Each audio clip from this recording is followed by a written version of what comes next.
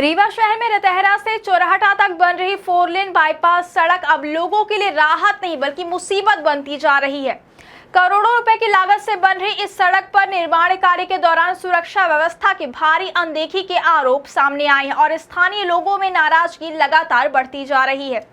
नमस्कार, आप देख रहे हैं विंध्या टाइम्स और मैं हूं आपके साथ प्रीति। क्या आपको बोरवेल करवाना है लेकिन लोकल और सस्ते पाइप्स लगाकर हो गए हैं परेशान? तो अब आपके शहर में आया है न्यूट्रॉन 40 kg बोरवेल पाइप। दमदार क्वालिटी के साथ 10 साल की गारंटी, ज्यादा मजबूती और लंबी उम्र का वादा। तो अगली बार बोरवेल करवाएं, केसिंग पाइप सिर्फ न्यूट्रॉन 40 kg ही लगवाएं। आज की खबर रीवा के उस बाईपास से जुड़ी हुई है जो निर्माण के बीच ही हादसों का कारण बनता जा रहा है।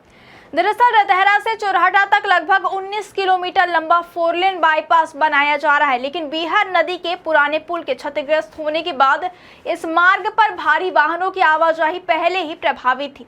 अब स्थिति यह है कि सड़क निर्माण कर रही केसीसी कंपनी द्वारा बनाए गए अस्थायी डायवर्सन लोगों के लिए खतरा बन गए हैं। स्थानीय लोगों का आरोप है कि डायवर्सन ना तो सुरक्षित है और ना ही मानकों के मुताबिक बनाए गए हैं। जगह जगह उबड़ खाबड़ रास्ते, सकरी गलियां और खुले गड्ढे दुर्घटनाओं को न्योता दे रहे हैं। सबसे खराब स्थिति सिरमौर मार्ग के इटौरा क्षेत्र और सिमरिया मार्ग के अटरिया क्षेत्र में बताई जा रही है, जहां भारी ट्रैफिक के कारण जाम और हादसे दोनों की स्थिति बनी रहती है। ग्रामीणों का कहना है कि दिन भर इस मार्ग पर ट्रक, डंपर और हाईवा जैसे भारी वाहन गुजरते और कई बार छोटे वाहन और बाइक सवार इन खराब डायवर्जन में फंसकर गिर चुके हैं। लोगों का यह भी आरोप है कि निर्माण स्थल पर ना तो पर्याप्त चेतावनी बोर्ड लगाए गए हैं और ना ही रात के समय रोशनी की कोई उचित व्यवस्था है, जिसके कारण रात के समय दुर्घटना का खतरा और भी बढ़ जाता है। स्थानीय निवासियों का कहना है कि सड़क किनारे धूल और मिट्टी के कारण जीना मुश्किल हो गया है। दिन भर उड़ती धूल से लोग परेशान हैं और सांस लेने में भी दिक्कत हो रही है। सबसे चिंताजनक बात यह है कि इस रास्ते से स्कूल जाने वाले बच्चे भी गुजरते हैं और उन्हें रोज जान जोखिम में डालकर सड़क पार करनी पड़ती है। ग्रामीणों का आरोप है कि कुछ दिन पहले एक महिला ट्रेलर की चपेट में आकर घायल भी हो चुकी है, लेकिन इसके बावजूद भी कोई ठोस सुधारात्मक कदम नहीं उठाया गया। लोगों का कहना है कि अगर समय रहते व्यवस्था नहीं सुधारी गई तो यहाँ किसी बड़े हादसे से इनकार नहीं किया जा सकता। अब इस पूरे मामले में निर्माण कार्य की निगरानी पर भी सवाल उठ रहे हैं। एमपीआरडीसी द्वारा जिस कंसल्टेंसी को निगरानी की जिम्मेदारी दी गई थी उसकी मौजूदगी ही जमीन पर नजर नहीं आती।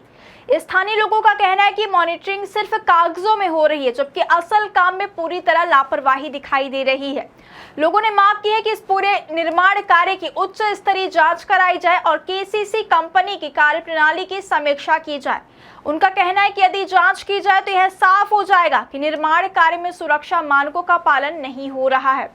करोड़ों रुपए की इस परियोजना का उद्देश्य शहर को बेहतर कनेक्टिविटी देना है, लेकिन फिलहाल यह सड़क लोगों के लिए सुविधा नहीं बल्कि परेशानी और खतरे का कारण बनती जा रही है।